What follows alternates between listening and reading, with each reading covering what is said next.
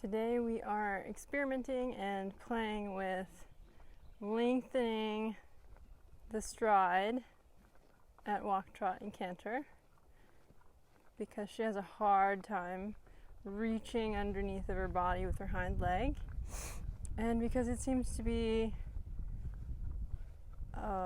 helpful for everything else that we're doing.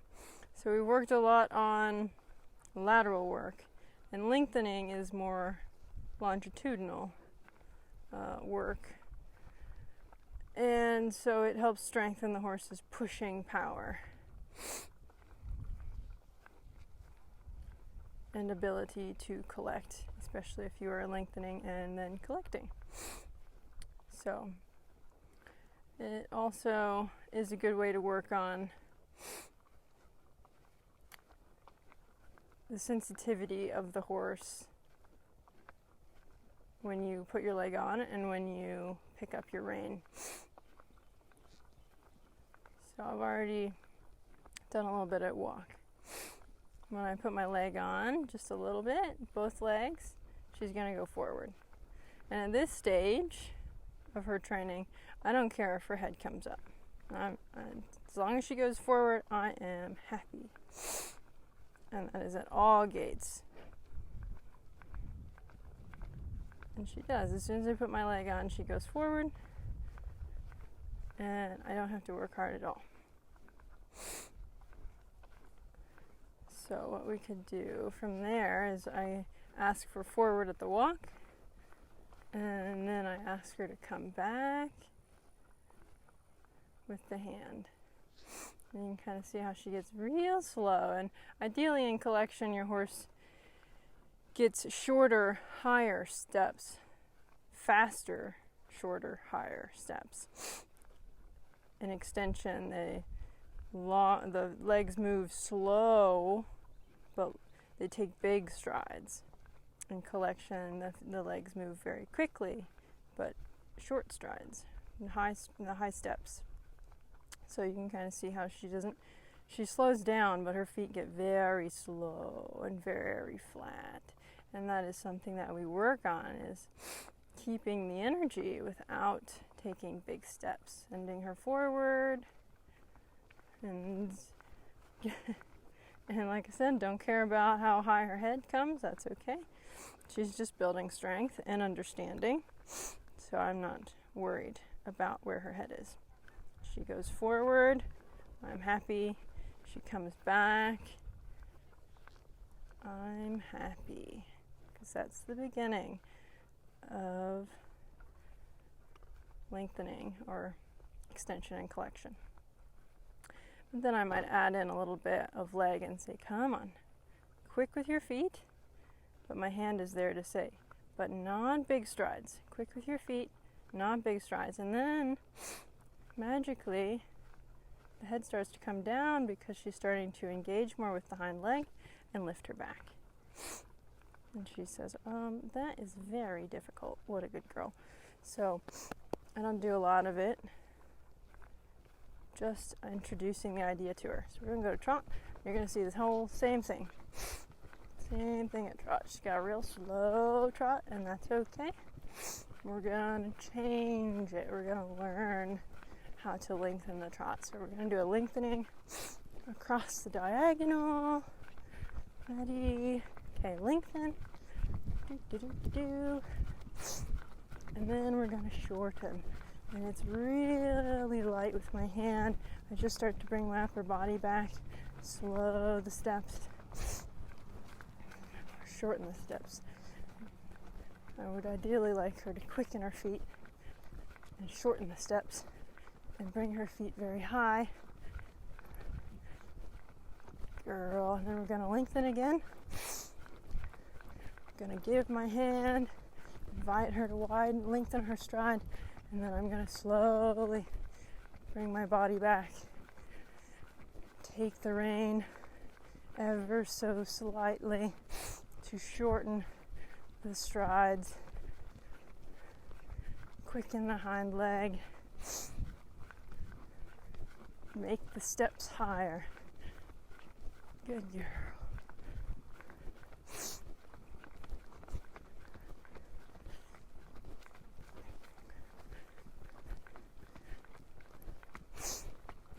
to lengthen again. If she wants to put her head up, that's okay. We're going to go, and then we're going to come back. Because it's hard for her to hold that shape. That's not a natural shape for her. So when she wants her head back, she's saying, it's starting to hurt, starting to cramp a little bit. I have my head back. Absolutely. Take a break. And then go forward. And then without any fiddling, she starts to stretch down into the contact.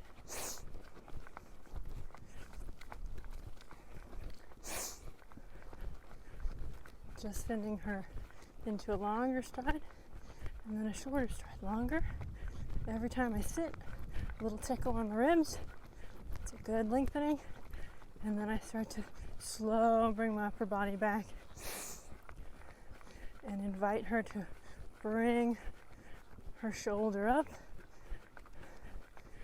ever so lightly. I want her to learn to follow my hand, quicken the steps, shorten the steps, make them higher steps. Good girl. And get lighter on the bridle. That's very good. Now a little lengthening.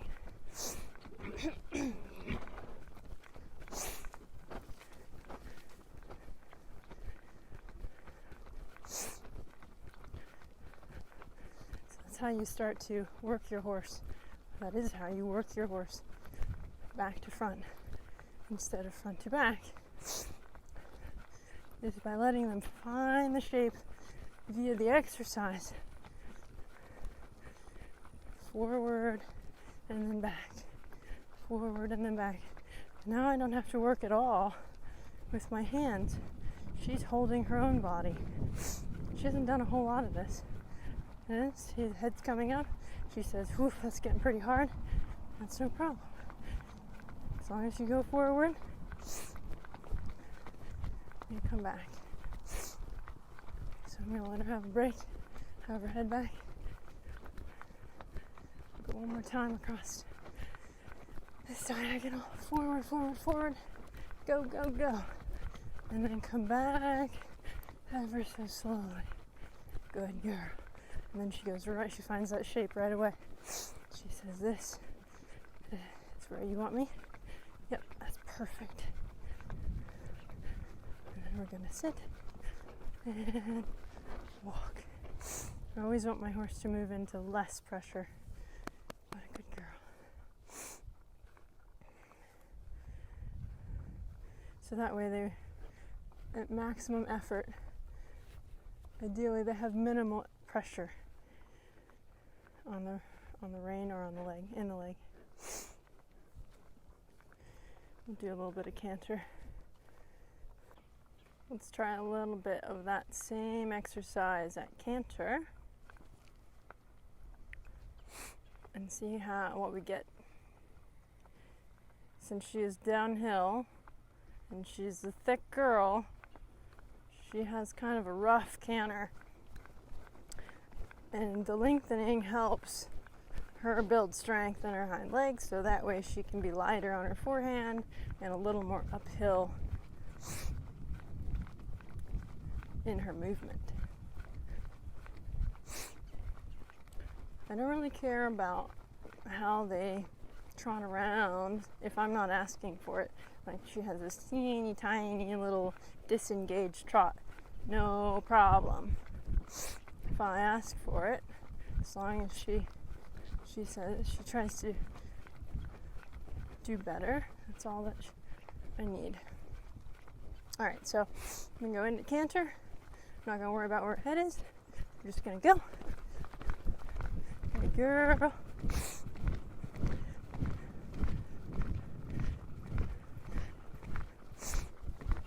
A lot of that not worrying about where her head is or not everything has to be perfect type of personality is giving the horse the ability, she says you can't hold that canter that long, giving the horse the ability to have self-carriage and some responsibility. Then you're not micromanaging your horse and they start to find the right shape on their own because it's comfortable. not because it's forced. Okay, so we're going to go forward, and then we're going to come back. And what you have to teach the horse is that coming back doesn't mean trotting. Good girl, it means collecting. There, and then she starts to stretch down. And come back. One more time, we're going to lengthen. Big lengthening down the long side. And look at her carrying herself super light. And then we're going to come back very slowly because she has a hard time understanding she shouldn't trot. A little bit of tickle with my leg to say, don't trot, hold it. She says, well, that's really hard. Good girl. And then we're going to come back to trot. She has pretty good uphill transition, but she almost collapsed there at the end a little bit. A little trip. Good girl. So that was all her. All I did was ask for forward and back. She's the one that started to put her body together. And that's what you want. You don't want to force them into the shape. You want to help them find the right shape and be strong enough to hold it.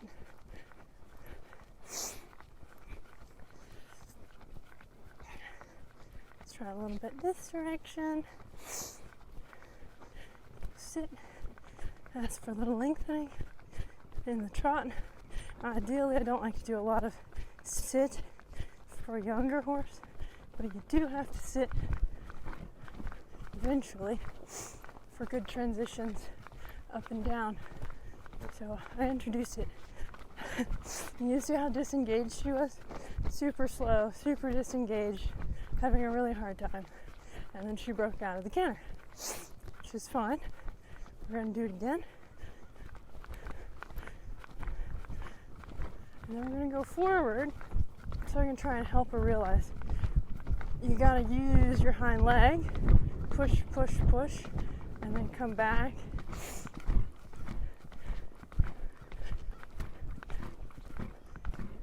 Shorten your stride. Good girl. Keep going. Oh, she can't hold it. That's okay. Back to canter.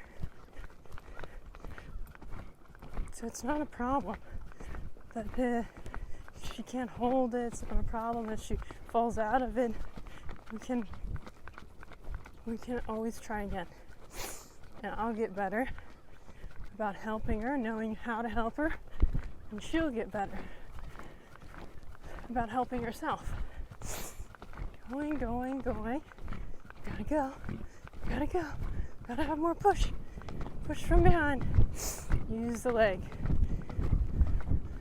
Forward and then back. Good. And this is all her. She's the one putting herself together. And it's a great canter, very well balanced, very organized. Good girl. And a much better transition that I asked for. She didn't fall out of it. I asked for it because I didn't want to give her the chance to fall out of it. I want her to know that that's how it's supposed to be. That nice, balanced, secure feeling where she doesn't feel like she's falling onto her nose all the time. What a good girl.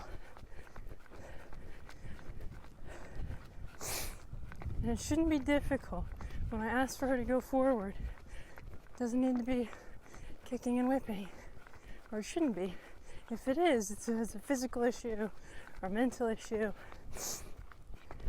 And you have to fix that. So it should be nice and light. Light off the leg, and then light in the mouth. Light on the bridle. Go ahead.